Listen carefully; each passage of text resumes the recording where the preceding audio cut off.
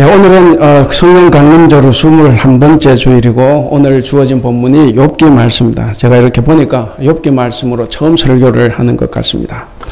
우리가 세상에서 살아가면서 믿음을 지키며 살아가고자 애쓰고 힘쓸 때 문득 생겨나는 질문들이 있습니다. 우리가 하나님의 섭리를 믿고 살기는 하지만 그러나 갑자기 찾아오는 이해할 수 없는 일들 앞에서 우리는 하나님은 어디 계신가? 정말 하나님 왜 내게 이런 일을 겪게 하시는가? 하나님은 나의 의로움을 보고 알고는 계신가? 하는 이런 의문을 품을 때가 참 많이 있습니다. 오늘 욥기의 주인공 욥도 마찬가지입니다. 욥도 나는 의롭게 살았는데 왜 하나님께서 내게 이런 어려움을 당하게 하시는가라고 하는 의문을 품으면서 고통 가운데 하나님께 질문하는 내용들입니다. 우리는 하나님의 말씀대로 순리대로 살아가면 불의함을 겪지 않고 그리고 환난 고통을 당하지 않을 거라고 우리는 생각하고 믿고 살아갑니다. 그러나 세상에서 살다 보면 마주치는 이 세상의 불의함이 하나님의 공의를 집어삼킬 때도 많이 있습니다. 그럴 때마다 이러한 의문이 생겨납니다. 욥기에는 바로 이런 질문들에 대한 해답 혹은 깨달음이 들어있습니다. 일반적으로 우리가 욥을 평가할 때 참 욥을 후하게 평가를 해줍니다. 욥은 의인이죠. 고난 중에서도 하나님을 부인하지 않은 정말 신실한 사람이라고 우리는 말을 합니다. 실제로 욥기 1장에 보면 하나님도 그런 욥을 칭찬하고 자랑하시는 부분이 나옵니다. 어느 날 천상에서 회의가 열렸습니다. 천상회의 열렸는데 그 자리에는 사탄도 참석했습니다. 하나님께서 사탄에게 물었습니다. 네가 어디를 다녀왔느냐? 그랬더니 사탄이 온 세계를 두루 다니며 살펴보고 왔습니다. 그런데 하나님께서 말씀하십니다. 내 종 욥을 봤느냐 하시면서 욥과 같이 온전하고 정직하여 하나님을 경외하며 악에서 떠난 자가 이 세상에는 없다라고 아주 대단히 자랑스러워 하셨습니다. 이 말을 들은 사탄이 조금 이제 약이 오르죠. 그래서 이 사탄이 하나님께 말합니다.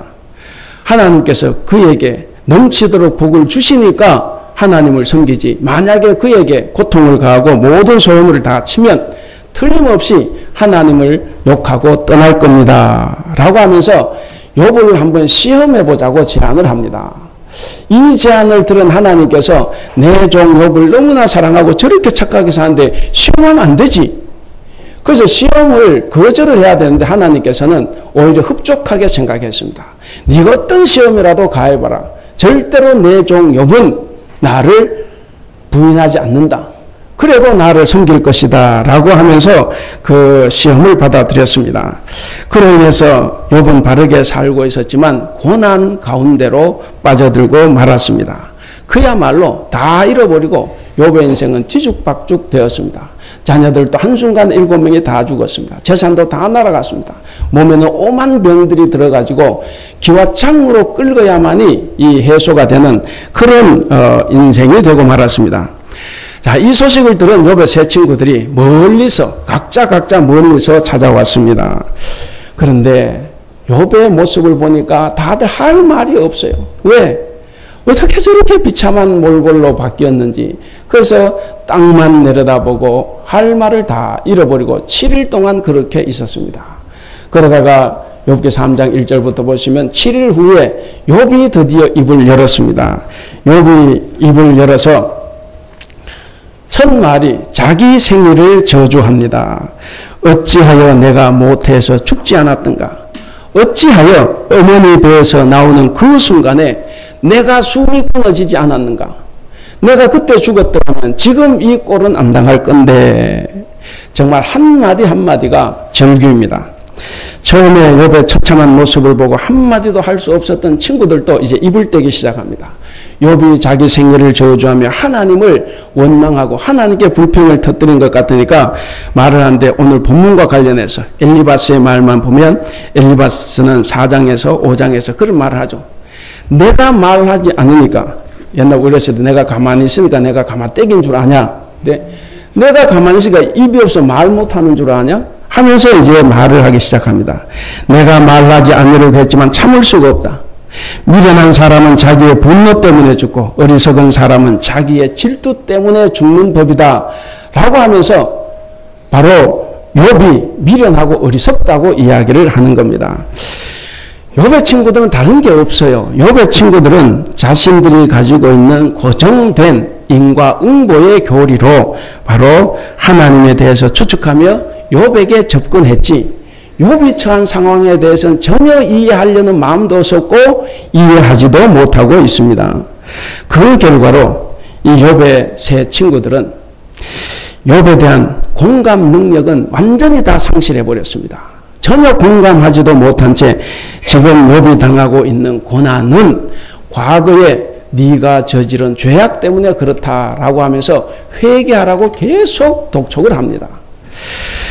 욥의 친구들은 욥을 정죄하는 일에만 애썼을 뿐이지 욥에 대한 관심도 없었고 그리고 하나님에 대한 이해도 전혀 없었습니다. 그러니까 욥도 가만히 있을 수가 없죠. 욥도 속이 치밀어 올랐습니다. 13장에 보면 입이라도 좀 다물고 있으면 무식이 탄로나 나지 않을 건데 너희는 무식을 거짓말로 때우는 돌팔이 의사다. 이렇게 말을 합니다. 흩은 소리 제발 내 앞에서 치우라고 이야기를 합니다.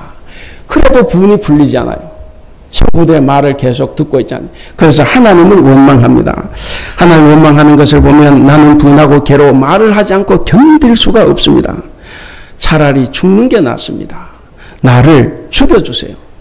정말 사는 게 지겹습니다.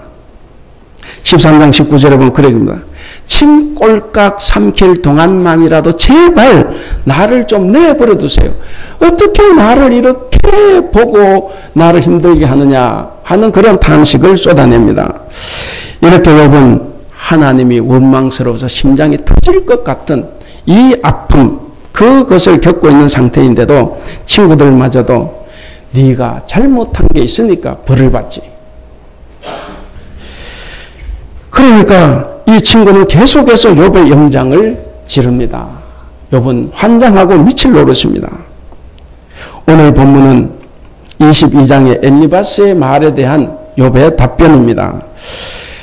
근데 22장에 보시면 여러분 5절에 보니까 네 악이 크지 아니하냐 네 죄악이 끝이 없느니라. 욥의 마음은 한탄 정말 조금도 이해를 하지 않습니다. 네 죄가 끝이 없다는 거예요. 그러면서 여러분 21절부터 30절에 보시면 아마 여기 성경에 줄 쳐져 있을지 몰라요. 정말 좋은 말입니다. 하나님과 화목하라는 것. 하나님과 화목하고 평안하라. 그리하면 복이 임하리라. 23절에 전능자에게로 돌아가라. 그러면 네가 용서받을 것 하는 거예요. 정말 좋은 말입니다. 근데 욥에게는 죽이는 말이에요.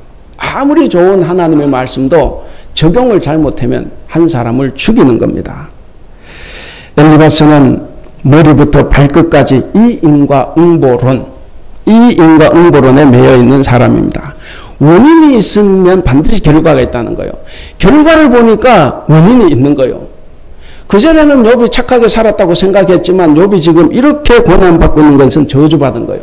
그러니까 이 결과는 원인이 있는 거죠. 그 원인은 뭡니까?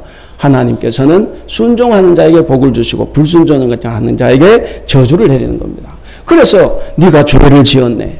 그래서 계속해서 죄인으로 규정을 합니다. 엘리바스에게는 회개만 있을 뿐 친구의 탄식은 전혀 돌아보지 않습니다. 제가 화요일날 성경 공부 때 간혹 말씀드리지만 성경 말씀을 잘 모르고 교리만 알게 되면 사람을 죽입니다. 교리적으로 전부 다 판단을 해요. 그래서 교리로 이게 되고 저게 안 되고 해서 교회 안은 싸움이 벌어지면 절대로 화해가 안 됩니다. 왜? 자기가 잘난 거예요. 그러나 성경 말씀을 읽어보면 하나님의 마음은 위대하십니다. 우린 하나님을 무한광대하다고 이야기를 합니다. 그 무한광대하신 하나님을 어떻게 내 이 좁은 머리에 가두어 놓겠습니까? 교리에 밝을 것이 아니라 우리는 성경을 보고 성경에 나오는 하나님의 그 넓은 마음을 우리가 봐야 됩니다. 그런데 고난을 당하기 전에 그리고 지금도 욥도 마찬가지 이 인과응보의 신앙 교리에 젖어 있는 사람입니다. 자신이 정말 남과 다르게 하나님을 경외했기 때문에 지금의 이 큰 복을 누리고 있었다. 그렇게 믿고 있습니다. 왜 하나님께 불만을 터뜨립니까? 내가 하나님께 순종했는데 왜 이 벌을 주냐는 거예요. 그럼 뭡니까? 욥을 공격하는 친구들도 그것을 방하고 하나님께 불만을 터뜨린 욥도 다 인과응보 교리입니다. 그래서 이 인과응보 교리는 전통신앙입니다. 전통신학이에요. 이건 조상들의 지혜입니다. 교회 안 나와도 인과응보는 다 이야기합니다. 불교 다녀도 인과응보 다 이야기한다. 네가 열심히 해야 성공하고 합격하는 거예요. 그래서 이것은 조상의 지혜고 욥의 말에 의하면 그것은 새 대가리도 안다고 이 친구들의 이야기하는 겁니다. 자, 근데 그래서 자기도 그렇게 했는데 왜 지금 이것이 내가 고난을 당하고 있냐 하는 겁니다. 그러니까 욥의 신앙도 새 친구들, 이 엘리바스와 같은 신앙을 갖고 있다 하는 겁니다. 그런데 욥은 깨달음이 있어요. 무슨 깨달음입니까? 자기가 자신이 당하는 모든 인과응보의 신앙이 지금 철저하게 무너져 내리고 있습니다. 자기는 철저하게 하나님 말씀 순종하고 성실하게 살았음에도 불구하고 모든 것이 깨어지고 있는 이 입장에서 욥은 기존의 인과응보의 교리로는 하나님을 설명할 수 없음을 깨달았습니다. 하나님 설명이 안 돼요. 그래서 그는 이 고통이, 이 환란이 도대체 왜 왔는지를 그는 알아야 됐습니다. 그래서 그는 하나님께 부르짖지 않을 수가 없습니다. 욥은 이제 친구들하고 대화하지 않습니다. 오늘 본문도 보시면 분명히 엘리바스에 대한 답변이지만 그 말은 다 엘리바스하고 대화하는 게 아니에요. 하나님하고 지금 대화하고 있습니다. 그의 눈을 이제는 친구들에게서 돌려가지고 하나님께 반항적으로 탄식하고 있습니다. 욥은 과거의 신앙은 예 하고 순종하는 그런 경건한 신앙의 언어였습니다. 그런데 지금부터는 바뀌어졌습니다. 지금은 탄식하며 절규합니다. 하나님께 반항도 합니다. 이 탄식은 인과응보의 교리로는 도저히 설명할 수 없는 바로 새로운 신앙의 언어, 새로운 경건의 언어입니다. 탄식해도 우리가 힘들고 올 때 하나님을 원망하고 하나님께 손가락질을 해도 하나님은 우리를 용서해 주신다 하는 겁니다. 결말에 가면 이야기하죠. 하나님께서 욥은 옳은 말을 했고 친구들이 틀린 말을 했다. 이렇게 말씀을 하십니다. 오늘 본문 말씀은 이렇게 주위에 자기 편이라고는 한 명도 없는 처지에서 욥은 이제 하나님을 만나서 하소연하겠다고 처절하게 탄식합니다.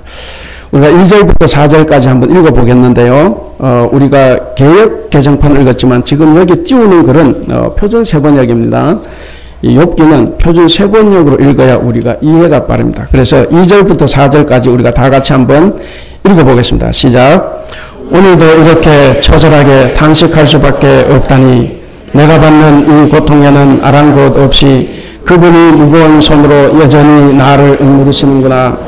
아, 그분이 계신 곳을 알 수만 있다면, 그분의 보좌까지 내가 이룰 수만 있다면, 그분 앞에서 내 사정을 아뢰련만, 내가 정당함을 입이 닳도록 변론하련만. 욥은 할 수만 있다고 하면 하나님의 보좌까지라도 가서 내가 이 말을 해보겠다는 거예요. 왜 이 고난이 왔는지. 하나님의 보좌까지 간다는 말은 내가 죽어야 가는 곳입니다. 그러니까 죽음까지도 생각하는 지금 욥입니다. 왜 내게 이런 일이 벌어진 것입니까? 도대체 무슨 이유입니까? 이것을 따지고 싶은 겁니다. 그 마음이 이 욥의 마음에 가득 들어차 있습니다. 그러나 욥은 하나님께서 응답하지 않는 것, 이 문답에 대한 두려움, 답답함이 엄습합니다. 우리 5절을 한번 읽어볼까요? 5절 시작. 그러나 그분은 무슨 말로 내게 대답하실까? 내게 어떻게 대답하실까? 무슨 말로 내게 대답하실까? 내게 어떻게 대답하실까? 이게 2절부터 5절까지 다 하나님께서 응답하는 이 문답에 대한 이 두려움입니다. 이렇게 고통하고 외치지만 하나님께서 과연 내 말을 들어주실까 하는 겁니다. 그뿐만 아닙니다. 이 욥에게는 하나님의 무응답뿐만 아니라 하나님의 부재에 대해서도 그는 심각하게 두려워합니다. 우리가 8절과 9절을 같이 읽어보겠습니다. 8절 9절 시작.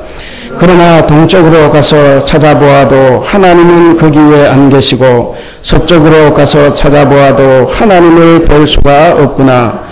북쪽에서 일을 하고 계실 터인데도 그분을 볼 수가 없고 남쪽에서 일을 하고 계실 터인데도 그분을 볼 수가 없구나. 동서남북 어디로 가더라도 하나님은 안 계실 거다. 나를 만나 주시지 않을 거다 하는 그 하나님의 부재가 욥에게는 큰 두려움입니다. 욥의 이 탄식과 이 불평은 피조물인 인간이 조물주 창조주신 하나님 앞에 나갈 수 없음에도 불구하고 그 한계를 뛰어넘어서 하나님을 이해하려고 하는 이 몸부림입니다. 그것이 탄식이에요. 그것이 하나님을 원망하는 소리입니다. 결국 이 탄식이 앞으로 하나님을 만나게 되면 자유로움으로 바뀝니다. 그래서 욥의 자유를 가져다 주는 것이 됩니다. 그러므로 지금 현재 욥이 당한 이 고통은 단순히 의인의 고난이 아닙니다. 우리 보통 욥기의 주제 그러면 의인의 고난, 의인의 고통 이렇게 하는데 단순한 의인의 고난이 아니라는 거예요. 뭐냐면 기존의 인과응보의 이 교리라는 이 신앙 교리가 설명하지 못했던 새로운 하나님을 이해하는 것입니다. 인과응보의 교리는 도저히 설명할 수 없어요.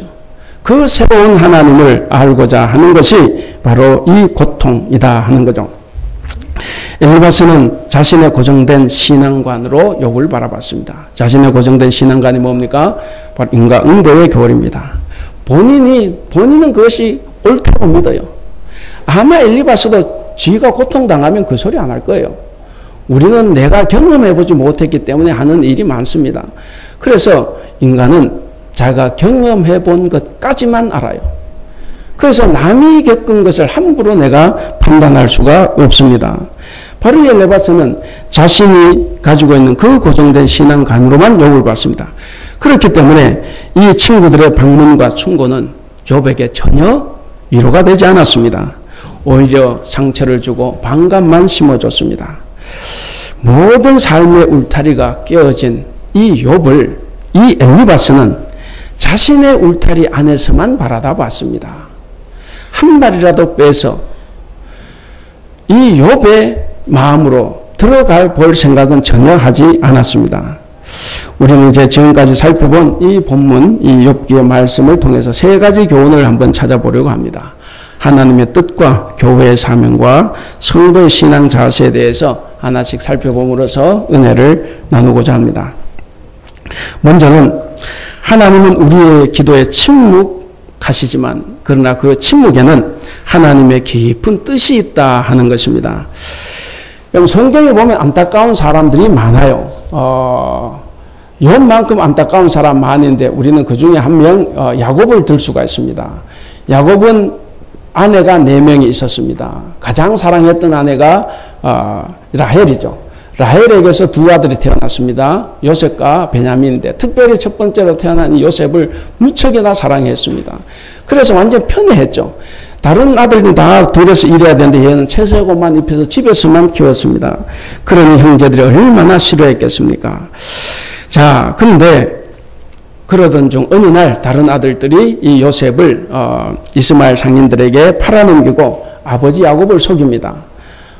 옷에 피를 뭉쳐서 동물의 피를 뭉쳐서 가지고 와서는 요셉이 죽은 것 같다 이야기를 했습니다. 자, 이렇게 되면 여러분들 어떻습니까? 부모는 어떻게 나옵니까? 자, 먼저 시신을 찾아야 될 것 아닙니까? 시신이 찾길 때까지 찾을 거예요. 찾겨집니까? 그러면 이후에 우리가 오늘날의 우리의 시각으로 보면 이 야곱의 일생이 어땠을까 짐작이 갑니다. 야곱은 살아도 산 목숨이 아닙니다. 야곱은 오매불망 하나님께 요셉에 대해서 물었을 겁니다. 자다가도 벌떡 일어나고 밥을 먹다가도 요셉 생각이 나면 길을 가다가도 요셉 또래의 아이들만 봐도 채색옷만 봐도 요셉이 생각났고 그런 운명에 빠진 자신에 대해서 하나님께 간절히 기도했을 것입니다. 제발 좀 속 좀 시원한 대답을 해주세요. 우리 요셉이 어디 있습니까? 그렇게 기다렸을 거지만 답이 없습니다. 하나님의 답은 없습니다. 그래서 그는 하나님께 항변도 하고 원망도 했고 아마 조용히 여쭙기도 했을 겁니다. 그러나 하나님은 요셉에 대해서 단 한마디도 야곱에게 하지 않았습니다. 그런데 야곱이 다시 자기 아들 요셉의 이름을 들었을 때는 22년이 지난 후입니다. 야곱은 에서를 피해서 엄마가 잠시 외삼촌 댁으로 피해가라. 잠시 가 있을 줄 알았는데 몇 년 가 있었습니까? 20년 가 있었어요. 그리고 돌아왔더니 엄마는 죽었습니다. 그 아픈 기억을 가지고 있는 이 야곱이 또다시 여기서 아들을 22년 만에 아들 소식을 듣습니다. 22년 동안 그의 삶은 삶이 아니었을 겁니다. 우리가 알다시피 하나님은 22년 동안 요셉을 통해서 세계사를 운행하셨습니다. 당시의 세계 최강대국 이집트에서 그를 총리로 삼아서 모든 일을 해결해 가셨습니다. 야곱은 하나님의 비밀을 몰랐기 때문에 자기 아들 요셉은 죽은 줄로 알았어요. 그러나 하나님은 요셉의 운명을 주관하고 섭리하고 계셨습니다. 우리가 고통에 빠졌을 때 절망하는 이유가 있습니다. 왜 절망합니까? 첫째는 소외감입니다. 욥의 현실처럼 혼자라는 소외감 때문에 우리는 절망을 합니다. 아무도 내 마음을 몰라줍니다. 자살하는 사람 왜 자살을 하겠습니까? 최진실이가 자살을 했을 때 그날 새벽에 새벽기도 나갔다 그래요. 뭔가 이야기를 한번 풀어보려고 했지만 아무도 이야기를 들어주지 않습니다.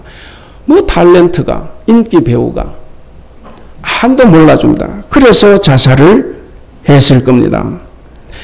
그리고 하나님의 부재, 그리고 하나님의 문답에 대한 두려움입니다.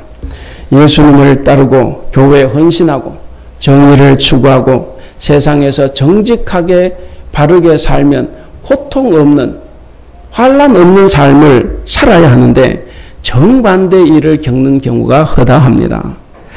오히려 정직하게 살기 때문에 피해를 보는 경우가 훨씬 더 많습니다. 반대로 탐심을 미장해서 신앙의 이름으로 남을 속이는 자가 오히려 성공을 합니다. 남을 속이는 자가 오히려 사람의 마음을 얻기도 합니다. 그래서 많은 사람들이 이 신앙에 대해서 회의를 합니다. 그리고 중도의 신앙을 포기합니다. 저 사람이 믿는 하나님 같으면 내가 교회에 나갈 일이 없다. 하지만 여기서 우리가 꼭 알아야 할 것이 하나 있습니다. 예수님입니다. 예수님도 극한 고난에 처해지셨습니다. 그리고 철저하게 하나님께로부터 버림받았다는 사실입니다. 그는 십자가 사형을 앞에 두고 철저하게 혼자였습니다. 모든 제자 다 도망갔습니다. 그 고독이 너무나 두렵고 무서워서 그는 겟세마네 동산에서 땀방울이 핏방울이 되기까지 3번씩이나 하나님께 기도했습니다. 이 잔이 나에게서 피해가면 좋겠다. 이 죽음이, 이 무서운 죽음이 나에게 오지 않으면 좋겠다 라고 기도했지만 하나님 응답하지 않았습니다. 하나님은 무응답이었어요. 자기 스스로 그 길을 찾았던 겁니다. 그리고 예수님은 십자가상에서 부르짖었던 말씀이 뭡니까? 엘리 엘리 라마 사박다니, 나의 하나님 나의 하나님 어찌하여 나를 버리셨습니까? 예수님도 하나님께서 자기를 버리셨다는 그 극도의 박탈감에 시달렸습니다. 그러나 이 하나님의 침묵에는 뜻이 있다는 겁니다. 십자가에 매달려 죽어야, 십자가 매달려야 죽음이고 그 죽음이 있어야 다시 살아나는 역사가 일어납니다. 그래야 하나님의 구원이 완성이 되는 것입니다. 그 뜻을 되돌릴 수 없는 우리 하나님께서는 침묵으로 당신의 뜻을 나타내 보이십니다. 고난을 겪을 때는 괴롭기만 합니다. 어서 이 고통이 지나가기를 우리는 바랍니다. 그러나 세월이 흐르고 나면 그 때의 고난을 우리가 한번 되돌아보게 됩니다. 그런 고난이 있었기 때문에 지금의 내가 있게 되었구나. 오늘 내가 이만큼 됐구나 하는 고백을 하게 됩니다. 심지어 내가 그때 그 고난의 한복판에서 더욱 고난을 성찰하지 못해서 내가 지금 이렇게밖에 되지 못했구나 하는 반성도 하게 됩니다. 그때 그 고난의 자리에서 내가 조금 더 고난을 성찰하고 그 고난에 조금 더 성실하게 반응했다고 하면 지금의 나는 더 좋은 모습으로 발전이 되었을 건데 하는 아쉬움도 우리는 가지게 될 것입니다. 고난이 자기에게 유익했다는 것을 인정하는 말입니다. 고난을 겪은 만큼 우리는 생각이 폭이 그만큼 넓어집니다. 내가 고난을 겪은 만큼 인간 이해의 폭도 넓어집니다. 사람 마음을 이해 못한 사람 왜 이해 못하겠습니까? 그 고난이 없는 거예요. 그리고 그 고난의 현장에서 잘못 배운 겁니다. 정말 고난의 현장에서 그 고난을 제대로 받아들이고 느꼈다고 하나님 뜻을 제대로 발견했다고 하면 우리는 절대로 힘들고 어려운 사람을 손가락질하지 않을 겁니다. 그래서 우리는 비슷한 일이 닥쳤을 때 우리는 훨씬 더 성숙한 태도로 우리는 임할 수 있습니다. 무엇보다 중요한 것은 고린도후서 1장의 말씀처럼 지금 나와 같은 그런 고난에 처해 있는 사람과 아픈 심정을 함께 나눌 수 있다는 겁니다. 내가 그 고난에 처해지지 않으면 위로할 수 없어요. 그러면 그 고난을 당하는 사람도 너무 힘들고 외롭습니다. 그래서 고난은 우리에게 복이 되는 것입니다. 두 번째는 오늘의 교회입니다. 오늘의 교회는 반항적인 탄식으로 무장해야 합니다. 삶의 울타리가 다 무너져버린 이웃이 있을 때 이들에 대한 교회의 침묵은 다 욥의 세 친구들, 이 엘리바스와 같습니다. 가난으로 무너지고 장례로 무너지고 병으로 무너지고 억울한 죽음으로 무너지고 산업재해로 무너지고 묻지마 폭행으로 무너지고 이 세월호와 함께 영문도 모른 채 우리 곁을 떠나간 수백 명의 이 학생들처럼 이 세상에는 이해할 수 없는 일들이 매 초마다 일어납니다. 그런데 정작 이해할 수 없는 비본은 뭐냐면 이러한 이해할 수 없는 사건들을 보고도 교회가 침묵한다는 겁니다. 그리고 교회는 시끄러운 거예요. 이런 일에는 침묵하고 다른 일들로 그저 이기적인 욕심으로 교회는 찢고 뽑고 싸우고 아웅다웅하는 겁니다. 여러분, 욥의 신앙으로 본다고 하면 이런 침묵은 절대로 용납되지 않습니다. 욥은 오늘의 교회를 향해서 탄식합니다. 하나님, 왜입니까? 왜 교회는 이유도 없이 쓰러져가는 저들을 보고도 침묵합니까? 성도 여러분, 교회는 도저히 이해할 수 없는 고통으로 무너진 오늘의 욥들과 함께 해야 합니다. 이유도 모르면서 무너져버린 오늘의 욥에게 친구가 필요한 것입니다. 엘리바스처럼 혹은 새 친구들처럼 교리를 내세우고 자기 주장을 전통이라고 우기고 법이라고 내세우면서 입 바른 소리를 해대는 친구들이 아니라 무너진 현장에서 함께 탄식하고 절규하는 그런 친구가 필요한 것입니다. 2500년 전의 욥입니다. 2500년 전에 욥이 21세기 오늘날 고통받는 욥의 친구가 되어주는 것입니다. 이것은 교회가 마땅히 해야 할 도리입니다. 마지막 세 번째는 성도입니다. 참된 성도라고 하면 무엇인가를 바라고 믿는 이 보상신앙을 버려야 합니다. 여러분, 우리가 사는 이 세상에서 인과응보의 교리로만 볼 수 없는 거예요. 여러분, 그렇지 않습니까? 이번에 봤더니 노회찬 5천만 원 불법 비자금 정시한 그랬는데 그것 거짓말이랬대요. 특검이 회유를 해서 자기가 거짓 진술을 했다고 합니다. 그럼 그런 거예요. 그것도 이제 또 밝혀져야 알겠지만 어찌됐든 세상에서는 거짓말하고 남을 속일 때 더 잘 될 수 있습니다. 그렇기 때문에 이 인과응보의 사상으로만 다 설명되지 않습니다. 우리의 신앙세계도 그래요. 그럼에도 불구하고 우리의 신앙체계 우리는 늘 이런 인과응보라는 이 오류에 빠져 있다 하는 것입니다. 그 이유는 우리의 신앙체계가 잘 들으셔야 됩니다. 우리의 신앙체계가 의로우신 하나님을 전제하고 있기 때문에 그렇다는 거예요. 이 지금 욥기에서 하는 이야기입니다. 그러니까 이것에 따르면 하나님은 의로우신 분이기 때문에 그 결과도 반드시 좋은 결과가 나와야 된다 하는 것입니다. 그런데 욥기에서 욥이 깨달은 것은 뭐냐면 하나님은 의로우신 하나님이 아니라 의로우신 하나님이기 때문에 의로운 일을 하셔야 된다. 이게 아니라 하나님이 하시는 일이 다 의롭다 하는 것입니다. 하나님이 하는 일이 다 의롭다. 하나님께서 의롭기 때문에 그 일을 하시는 게 아니라 하나님이 하시는 일은 인과 응보 이 사상이 아니라고 해도, 그러니까 악인이 잘 되고 형통한다고 해도 하나님이 하시는 일은 의롭다 하는 것입니다. 그것을 우리에게 깨우쳐 주는 겁니다. 여러분, 하나님을 믿는다는 것은 하나님과 소통하는 것입니다. 부모 자식 간에도 장성한 자식이 효도를 하는데 여전히 뭐 용돈 좀 줄 거를 바라고 이렇게 효도를 하면 좀 미숙하죠. 별 문제가 아마 생길 겁니다. 참된 효도는 무언가를 바라고 하는 것이 아니라 서로 마음과 마음이 통하는 소통이라고 생각을 해 볼 수 있습니다.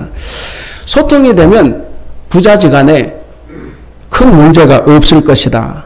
혹시 부모님을 내가 좀 오해했다고 해도 부모님의 마음을 알면 그 문제는 다 해결되어 버릴 거다 하는 것입니다. 마찬가지로 우리가 하나님과 소통하면 문제를 호소하지 않습니다. 사람, 인간의 시각에서 보면 문제지만 하나님과 소통하는 순간 문제가 아니라 지금까지의 모든 문제는 우리의 일상이 되어버리는 것입니다. 이제 우리는 하나님께 무엇인가를 바라고 하나님을 섬기는 이 신앙생활을 멈춰야 합니다. 이미 우리는 많은 것을 받았습니다. 하나님은 천지 만물을 창조하시고 우리에게 주셨습니다. 우리에게 구원을 베풀어 주셨습니다. 당신의 아들을 죽이시면서까지 우리를 구원하셨고 생명을 주셨습니다. 여러분, 이보다 더 필요한 것이 뭐가 있겠습니까? 예수님은 부자 청년에게 네게 있는 것을 다 팔아 가난한 자들에게 주고 나를 따르라 라고 했습니다. 사람은, 참 성도는 까닭 없이, 즉 아무것도 바라는 것 없이 하나님을 섬길 수 있어야 합니다. 그럼 다시 1장으로 돌아가 보면 하나님과 사탄이 욥을 걸고 내기한 것이 있어요. 뭐죠? 1장 9절을 한번 여러분 보시면 보상 없는 신앙이 가능한가 하는 거예요. 보상 없는 신앙. 1장 9절을 보면 사탄이 하나님께 그렇게 말하죠. 욥이 어찌 까닭 없이 하나님을 경외하겠습니까? 라고 합니다. 이것을 표준 세번역 성경으로 읽어보면 욥이 아무것도 바라는 것 없이 하나님을 경외하겠습니까? 하는 말씀입니다. 욥이 대가도 없는데 하나님을 섬기겠냐라고 하는 얘기를 했습니다. 누가 이겼습니까? 하나님이 이겼죠. 하나님이 이겼어요. 욥 입장에서 하나님 정말 야비하신 분이에요. 내가 욥이 될까 봐 걱정입니다. 전 하나님 왜 그러신지 몰라요. 고통당한 사람 입장에서. 근데 하나님은 욥을 믿고 지금 고통에 내몬 거예요. 어쨌든 하나님이 이겼습니다. 만일 우리가 이런 욥의 신앙에 박수를 보낸다고 하면 우리는 어떻게 살아야 됩니까? 우리가 욥의 신앙에 박수를 보내고 욥의 신앙이 좋은 것이라고 우리가 말하는 성도라고 하면 우리도 보상을 바라지 않고 신앙생활 해야 됩니다. 내가 교회 이만큼 다녔으니까, 내가 이만큼 알았으니까, 내가 이렇게 정직했으니까 내가 부자가 돼야 되고, 내가 잘 살아야 되고, 내가 이런 직분을 차지해야 되고, 그런 것 아니라는 겁니다. 이제 말씀을 맺겠습니다. 난 힘들어 죽겠는데 우리 하나님은 나에게 전화 한 통 안 해주십니다. 카톡에 문자 하나도 안 넣어주세요. 그래서 섭섭하고 그리고 뭔가 억울합니다. 기도 열심히 해도 응답이 없어서 답답해 죽을 지경입니다. 여러분, 그 한 가지 분명한 사실은 하나님은 그 속에서도 하나님은 우리가 하나님을 여전히 신뢰하기를 바라고 계신다는 사실입니다. 성도 여러분, 억울하고 섭섭할 때 하나님께 원망하고 하나님께 토로하시기를 바랍니다. 그것이 출발입니다. 하지만 거기에 머물지 말고 하나님을 한 번 더 깊이 생각해 볼 수 있기를 바랍니다. 하나님을 원망하는 거 괜찮아요. 지금 욥이 계속 그거였거든. 우리에게 보여주는 겁니다. 내가 정말 힘들고 어렵고 이해할 수 없는 고통과 절망과 좌절에 빠졌고, 그런데 내가 어떻게 하나님 원망하지 않을 수가 있겠습니까? 그때 원망하라는 거예요. 그러나 그 가운데서 거기에 머물지 말고 하나님을 다시 한번 생각해 봐라. 내 감정대로 생각하는 것이 아니라 성경 말씀대로, 우리의 형편과 내 감정에 상관없이 하나님은 언제나 신실하시고 동일하십니다. 그리고 문제를 볼 때 내 관점으로 보지 말고 하나님의 관점으로 보실 수 있기를 바랍니다. 성도 여러분, 우리 오늘 설교 제목을 같이 한번 읽어보겠습니다. 설교 제목 시작. 그리스도인 문제를 일상으로 여기는 사람들. 여러분, 신앙은 문제의 해결이 아닙니다. 신앙은 문제의 해결이 아니라 문제 자체가 없어집니다. 그때가 언제입니까? 하나님을 만날 때입니다. 귀로만 듣던 하나님을 눈으로 뵐 때입니다. 하나님을 만나면 질병이 문제로 여겨지지 않고 가난이 문제가 되지 않습니다.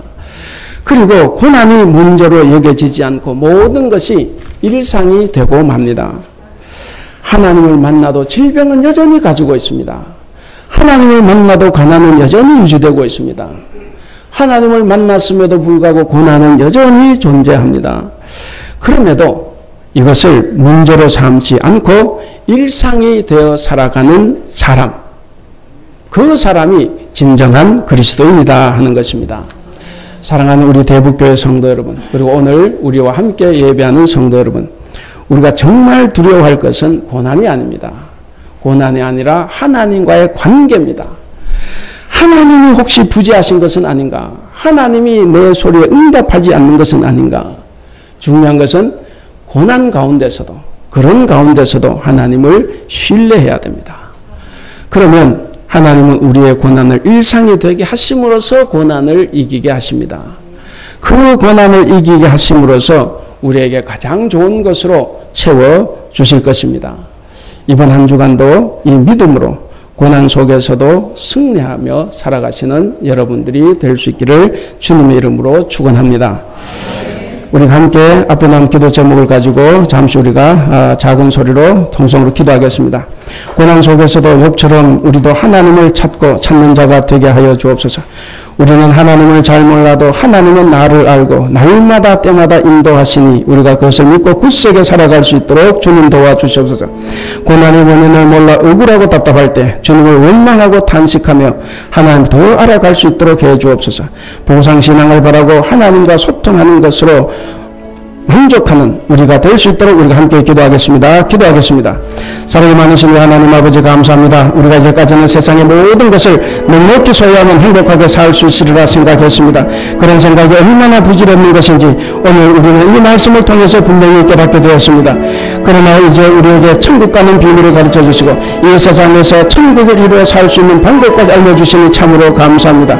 바라기는 우리가 말씀을 열심히 지켜 살아감으로써 천국 시민다운 모습을 보여줄 수 있도록 더 큰 믿음과 용기와 소망을 허락하여 주시옵소서.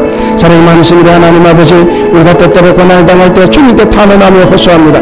그러나 어떤 때는 이해하기 어려운 고난을 당할 때는 방황하거나 원망할 수밖에 없는 연약한 우리들입니다. 성령의 우리를 붙들어 주시고 힘을 더하여 주시옵소서. 우리가 언제 어떤 고난을 당할지라도 그 고난의 의미를 찾도록 도와주시고 자발적으로 그 고난을 받아들이고 이겨내게 이끌어 주시옵소서. 무엇보다도 주께서 우리의 고난 속에 함께 계심을 발견하고 주님의 현존을 체험하며 살아갈 수 있도록 우리 주님 도와주시옵소서. 사랑과 내가 충만하신 우리 하나님, 욥이 겪은 고난을 통해 더 깊으신 하나님을 봅니다. 세상의 어둠과 흑암이 나를 덮을지라도 주님이 우리 안에 함께 하시면 두려울 것이 없습니다. 다만 두려운 것은 주님이 침묵하실 때입니다. 안 계시다는 두려움이 우리를 휘몰아칠 때입니다. 욥은 그것 때문에 절망했습니다. 우리의 불쌍히 여기서 성령으로 우리 마음을 지켜주시옵소서. 어느 형편 어떤 자리에서도 주님의 현존 속에 머무를 수 있도록 주님 도와주시옵소서. 사랑이 많으시고 하나님 아버지, 고난을 오더라도 그 고난을 바르게 해석할 수 있는 통찰력을 우리에게 허락하여 주시옵소서. 이 세상에는 이해할 수 없는 일들이 너무나 많지만 당신의 절대 주권을 인정하게 하시고 다스리시고 통치하시는 분은 오직 하나님 한 분뿐임을 고백합니다. 나의 가는 길을 주님께서 다 아십니다. 나를 단련하시는 우리 주님을 찬양합니다. 우리가 정물같이 나올 수 있도록 주님 인도하여 주시옵소서. 하나님 아버지, 우리는 신앙과 삶의 불순물들을 집어넣어 하나님 아버지 단단한 학불이 되기를 소원합니다. 그러나 하나님께서 원하시는 모습은 불순물을 온전히 제거한 순금임을 우리가 압니다. 하나님, 우리에게 있는 하나의 나쁜 요소들 다 제하여 주시고 온전히 주님께 쓰임받는 하나의 바르고 정직한 삶을 살아가는 우리들이 다 될 수 있도록 주님 도와주시옵시고 어떤 환경과 환난 속에서도 오직 주님만을 섬기며 하나님 이웃에게 좋은 일하고 착한 감을 살아가는 우리들이 다 될 수 있도록 주님 도와주시옵소서.